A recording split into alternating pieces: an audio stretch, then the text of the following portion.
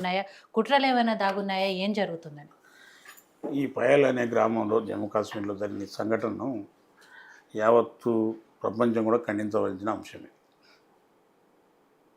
Congress party దీన్ని తీవ్రతరంగా ఖండిస్తుంది. Number 2, దీన్ని ఆసరా చేసుకొని భారతదేశంలో మతాల మధ్యన చిచ్చులేపి గందరగోళం సృష్టించి లాభపడాలని చెప్పేసి భారతీయ జనతా పార్టీ నాయకులు చాలా తీవ్రతరంగా ప్రయత్నం చేస్తారు కూడా. ఇప్పుడే మిత్రుడు మాట్లాడాడు, హిందూ మతం పేరెత్తుకొని కాల్చారు, చంపారు. ఇప్పుడు హిందువులమంతా చూస్తూ ఊరుకోవాలన్నా ఎవరు ఊరుకోవాలి? హిందువులమంతా ఇండియాలో చూస్తూ ఊరుకోవద్దు, ఇక మనం చూసుకోవాలి. ఎవరిని చూసుకోవాలి? సమాధానం వాళ్ళే చెప్పాలి. అంటే భారతదేశంలో ఉన్న ముస్లిమ్స్ మీదనా, లేకపోతే పాకిస్తాన్లో ఉన్న టెర్రరిస్టుల మీదనా?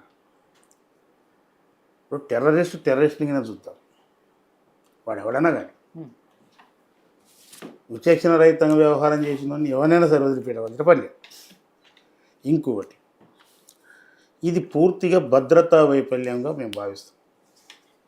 ఎందుకొరకంటే జమ్మూ కాశ్మీర్ అనేటువంటి ప్లేస్ మొట్టమొదటిగా సమస్యాత్మకంగా ఉంది. ఆర్టికల్ 341, ఆర్టికల్ 370 రద్దు చేశాము. ఇప్పుడు దీన్ని చేసిన తర్వాత ఆ ప్రాంతంలో పాకిస్తాన్ బార్డర్ నుంచి ఉండి మొత్తం టెర్రరిస్టులు ఉన్నారు ఆ ప్రాంతంలో అనేది మనకు మొదటి నుంచి ఉన్న సమాచారం. మరి ఏం చేస్తుంది మనం మిలిటరీ ఫోర్సు అక్కడ? దానికి ప్రత్యేకంగా మనం ఈ దేశంలో విపరీతమైన ఖర్చు పెడుతున్నాం. అక్కడ ఏం చేస్తారు వీళ్ళు? ఇది పర్యాటక కేంద్రం, సమ్మర్ హాలిడేస్ పోయారు. ఇది మినీ స్విట్జర్లాండ్ అని కూడా అంటున్నారు. మరి ఈ ప్రాంతంలో ఫోర్స్ ఏడ ఉంది? ఈ ప్రాంతంలో ఫోర్స్ ఉండాలి కదా, ఒక ఉంటారు కదా అక్కడ కొంత బెటాలియన్ లెక్క ఉంటారు కదా మెయిన్ ఇంపార్టెంట్ ప్లేస్లలో. మళ్ళీ వీళ్ళంతా ఏడున్నారు? అప్పుడు ఎదురు కాల్పులు జరగాలి, లేకపోతే ఏదో జరగాలి అక్కడ. మళ్ళీ అటువంటి సంఘటనలు లేదు. ఆ పబ్లిక్ని పట్టుకున్నారు, ఉండి పెట్టి వాళ్ళని అడుగుతూ వాళ్ళని ఏదో చెప్తూ అది జరిగింది యాక్షన్. నేనేమంటున్నా, ఆర్మీ డ్రెస్ వేసుకొని వచ్చిరు పోయి, కానీ ఆర్మీ నిజమైన ఆర్మీ వాళ్ళు ఏడున్నారు అంటున్నాను నేను. అలా ఉన్నారు కాబట్టి ఎంబడే రెస్పాండ్ అయ్యారు. జరిగినాయి కదా, ఎదురు కాల్పులు జరిగినప్పుడే కదా. ఎప్పుడైతే తెలిసిన తర్వాత వెంటనే రెస్పాండ్ అయినాం కదా. రెస్పాండ్ అయిన తర్వాత విషయం ఇంత దూరంకి వచ్చింది, లేకపోతే ఎట్లా ఉంటుండే? ఇప్పుడు రెస్పాండ్ అయ్యి హాస్పిటల్స్ అవన్నీ లోయ ప్రాంతం అండి, అది లోయ ప్రాంతము. అక్కడ గుర్రాలు అవి వెళ్ళేటువంటి పరిస్థితులే ఉంటాయి. మనోళ్ళు కూడా గుర్రాలు పోతారు కదా, ప్రిపరేషన్. మనోళ్ళు కూడా గుర్రాలు అశ్వదళాలు ఉంటాయి కదా, ఉంటాయి. దళాలు ఉన్నాయనే కదా వెంటనే స్పందించడం. లేకపోతే మేము వందల మంది ఇండియన్. చెప్పండి. హిందూ. ఎక్కడ ఇండియన్? నువ్వు హిందూ అంటే నువ్వు చెప్తున్నాడు హిందూ అని అడిగి చేస్తేనే నువ్వు దానికి మాట్లాడుతున్నావు. మనిషి అరే మీరు చెప్పేది ఒక మనిషి దానిపై ఆడ జరిగిన దాడిని ఖండించాల్సింది పోయి నువ్వు మళ్ళీ రాజకీయం ఖండిస్తున్నావనే చెప్పారు వాళ్ళు.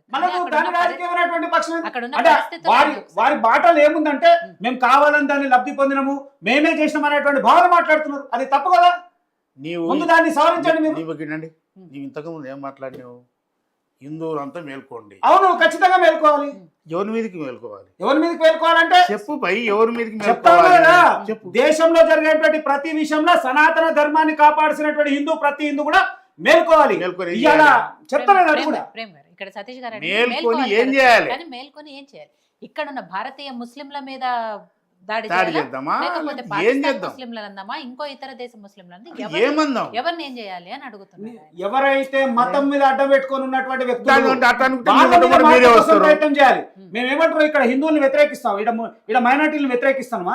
ఎవరినైనా తప్పుపడ్డమా? మేము చెప్తా ఉన్నాం, కొంతమంది సెక్యులరు లేదా వాళ్ళ భావనతో ఉన్నటువంటి వ్యక్తుల మీద, వాళ్ళ మీద కఠినంగా మనం మేల్కోవాలంటున్నా. అందరి మీద కాదు కదండి, వాళ్ళ మీద మేల్కోవాలంటున్నాం. ఏమంటున్నాను బ్రదర్, మనము మాట్లాడుతున్న తీరును గమనించుకోవాలి. నెంబర్ 1, ఇప్పుడు ఇష్యూ బేస్ మీద మాట్లాడాలి. అంతే. మనం ఈ దేశంలో బతుకుతున్నాం. అవునన్నా, చెప్పండి. నేను అంటున్నా, నువ్వు హిందువా అని అడిగి చేసిండు. చంపిన వ్యక్తి ఎవరు? అరే ఇక్కడ చంపిన వ్యక్తి ఎవరు? చంపిన వ్యక్తి ఎవరు అంటే ఎవరన్నది నువ్వు ముస్లిం రాదు అంటే చంపుతున్నాడు వాడు. ఓకే, నిజంగా రండి. ముస్లిం ఉంటాడు వాడు, బతకాలి కదా. నీవు టెర్రరిస్ట్ గా చూడు, నీవు ఇండియాలో ఉండే హిందూస్తులను లేపి మేల్కొని లేవండి అని చెప్పేసి ఎవరి మీకు లేవాలా? ఇవాళ వరకు వాళ్ళని తయారు చేస్తుంది ఎవరు? వాళ్ళని ప్రతిసారి కాపాడుతుంది ఎవరు? ప్రతిసారి ప్రత్యక్షంగా పరోక్షంగా పాకిస్తాన్ సంబంధించిన అనేక మందితోని ఏ రాజకీయ పార్టీ కుమ్మక్కై పనిచేస్తుంది అవన్నీ చెప్పండి. నరేంద్ర మోడీ అంటే లటికిన 5 నిమిషాలు గ్యాప్ పోలేదా? టిఫిన్ చేసి రాలేదా? ఏం పోలే, మీరు రాహుల్ గాంధీ ఎవరు ఉండడం కూడా వచ్చింది. సతీష్ గారు, ఒకవేళ అదే అయితే ఇప్పుడు జరిగిన ఈ ఉగ్ర దాడిలో వాళ్ళు ఈ జరిగిన విషయాన్ని తీసుకెళ్లి మేము మోడీకి చెప్పమని ఎందుకు మాట్లాడుతారు? వినండి మేడం, దీని ఇక్కడనే ఉంటుంది మతలబ్ అంతా. బాగా గమనించండి. ఇప్పుడు నేను మీకు చాలా మా వాళ్ళకి చాలా బాగా ఆవేశం వస్తుంటుంది, ఊగిపోతుంటారు. ఎందుకు ఊగుతారో నాకే అర్థం కాదు. ఊగిపోవాల్సిన విషయమే ఇది. నేను చెప్తాను. మొట్టమొదట అటల్ బిహారీ మొట్టమొదటి మేడం ఇక్కడ వినండి మేడం మేడం ఇక్కడ వినండి మేడం మేడం ఇక్కడ వినండి మేడం. ఇప్పుడు నేనేమంటున్నా, ఈ దేశంలో మొట్టమొదట అటల్ బిహారీ వాజ్పేయి గారు ప్రధానమంత్రిగా ఉన్నారు. పార్లమెంట్ మీద దాడే ఉగ్రదాడి జరిగింది. ఎవరున్నారు అప్పుడు? అటల్ బిహారీ వాజ్పేయి గారు ఉన్నారు ప్రధానమంత్రి. ఓకే, భారతీయ జనతా పార్టీ అధికారం ఉంది. నెంబర్ 2 నరేంద్ర మోడీ గారు ప్రధానమంత్రి. పుల్వామా సంఘటన జరిగింది, 40 మంది చచ్చిపోయారు బస్సులు. ఇంకోటి అది నిషేధిత ప్లేస్, నిషేధితమైన జిల్లా. ఆ జిల్లాలో మిలిటరీ వాళ్ళు ఏదో రెస్ట్కి వచ్చి ఇంటికి వచ్చిన తర్వాత మళ్ళీ తిరిగి డ్యూటీలో జాయినింగ్ అయ్యే సంఘటన. అందులో బస్సులో వస్తున్నారు. ఆ ప్లేస్లో వాళ్ళు వస్తున్నప్పుడు ఎవరు కూడా పోవడానికి, ఏ వెహికల్ కూడా ప్రైవేట్ వెహికల్స్ పోవడానికి వీల్లేదు. కానీ ఒక ప్రైవేట్ వెహికల్ అక్కడికి వెళ్ళి ఈ బస్సుల మధ్యకి వెళ్ళి ముందలికి వెళ్ళి కాలేజ్ బండి మీద పోయి మానవభావం పేరడంలో ఎవరి తప్పు? అంటే ఒక నిషేధితమైన ప్లేస్లో ఒక ప్రైవేట్ వెహికల్స్ ఎట్టెళ్తాయి అంటే అంత అభద్రత, అంత అజాగ్రత్తగా ఉన్నామా? అందుకోసమే అక్కడ సమాధానం నాకు చెప్పండి. అదే చెప్తున్నా ఇప్పుడు మీకు సమాధానం. జరిగిన తర్వాత మీరు తీసుకుంటున్న చర్యల గురించి కాదు, ఇక్కడ 40 మంది పోయారు కదా. ముందు అక్కడ భద్రతా వైఫల్యం ఎందుకు వస్తుంది? వెహికల్ ఎట్లా వెళ్ళింది? పూర్తి స్థాయిలో అక్కడ భారతీయ జనతా పార్టీ లేదా భారతీయ జనతా పార్టీ భారత ప్రభుత్వం ఆర్టికల్ మీద భారతీయ జనతా పార్టీ సంగతి కాదు నేను చెప్పేది. భారతీయ ప్రభుత్వం అదే చెప్తున్నా. ఆ ప్రాంతాలంతా భారతీయ జనతా పార్టీ భారతీయ జనతా పార్టీ బాబు, అదొక సంకీర్ణ ప్రభుత్వము. వినండి, సంకీర్ణ ప్రభుత్వము భారత ప్రభుత్వం అనండి, అందరి బాధ్యత అది. Bharatiya Janata party Bharatiya Janata party. ఇప్పుడు నేనేమంటున్నా, ఆ సంఘటన జరిగింది, ఎవరి వైఫల్యం అది? ఇన్ని రోజులు కాంగ్రెస్ ప్రభుత్వం 50 సంవత్సరాలు పరిపాలించింది, ఏ రోజు అనేటువంటి సంఘటనలు జరిగినాయి? కాంగ్రెస్ ప్రభుత్వం ముంబై దాడుల సంగతి ఏంటి? మేడం ఇక్కడ వినండి, నేనేమంటున్నాను, ఇప్పుడు వినండి, ఇటువంటి సంఘటనలు దీని మేమనుకుంటున్నామంటే ప్రతి ఎలక్షన్ సమయంలో భారతీయ జనతా పార్టీ తమ రాజకీయ లబ్ధి కోసం ఇటువంటి సంఘటనలు జరుగుతున్న సంఘటనలో ఏమండి 2 సంవత్సరాలు ప్రచారం చేసుకోవడానికి బ్రహ్మాండ. మేడం ఇప్పుడు ఎలక్షన్ సంగతి కాదా స్వామి? ఇప్పుడు 240కి పడిపోయింది, ఇది మళ్ళీ లేస్తుంది. ఏమని ఇప్పుడు వాడు ఎవడో వచ్చి నీవి హిందువా అని వాడు కాల్చుండు, ఎవడు కాల్చుంటే తుర్కోడు కాల్చుండు. కథ హిందువులంతా ఎక్కువ రాజకీయం అవి కావాల్సిన అవసరం ఉంది. కావాలి, తప్పేముంది? అయితే తప్పేముందన్నా?